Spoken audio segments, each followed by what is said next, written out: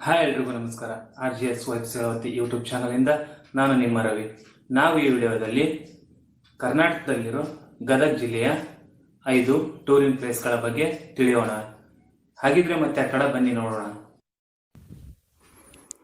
ಗದಗ ನಗರದಲ್ಲಿರುವ 117.6 ಫೀಟ್ ಎತ್ತರದ ಬಸವೇಶ್ವರ ಮೂರ್ತಿಯು ಹಳೆ DC ಆಫೀಸ್ ಹತ್ತಿರ ಭೀಷ್ಮ ಕೆರೆಯ ದಡದ ಮೇಲೆ ಇದೆ. ಎರಡನೆಯದಾಗಿ ಬಿಂಕದ ಕಟ್ಟಿ ಝೂ. ಇದು ಗದಗ ಜಿಲ್ಲೆಯಿಂದ 5.5 ಕಿಲೋಮೀಟರ್ ದೂರವನ್ನು ಹೊಂದಿದೆ.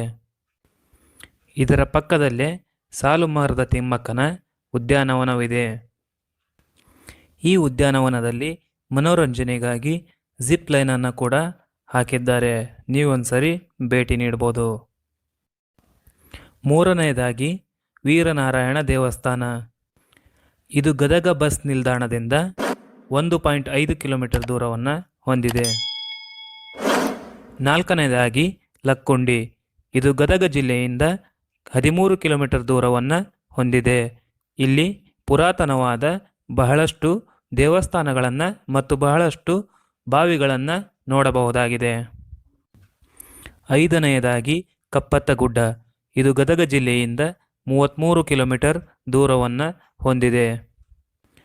ಈ ಗುಡ್ಡ ಟ್ರೆಕ್ಕಿಂಗ್ ಮಾಡುವವರಿಗೆ ಉತ್ತಮವಾದ ಅನುಭವವನ್ನು ತಂದುಕೊಡುತ್ತದೆ.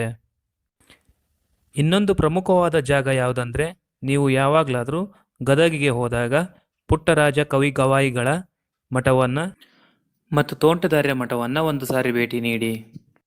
ಈ ವಿಡಿಯೋ ನಿಮಗೆ ಇಷ್ಟವಾಗಿದ್ದರೆ ಒಂದು ಲೈಕ್ ಕೊಡಿ, ಹಾಗೂ ವಿಡಿಯೋದ ಬಗ್ಗೆ ನಿಮಗೇನು ಅನ್ನಿಸ್ತು ಅಂತ ಕಮೆಂಟ್ ಮುಖಾಂತರ ತಿಳಿಸಿ. ಮತ್ತು ಮುಂದಿನ ವಿಡಿಯೋಗಳಿಗಾಗಿ ತಪ್ಪದೆ ನಮ್ಮ ಚಾನಲ್ನ ಸಬ್ಸ್ಕ್ರೈಬ್ ಮಾಡಿ ಅಂತ ಹೇಳ್ತಾ ಈ ವಿಡಿಯೋವನ್ನು ಮುಗಿಸ್ತಾ ಇದ್ದೀನಿ. ಧನ್ಯವಾದಗಳು.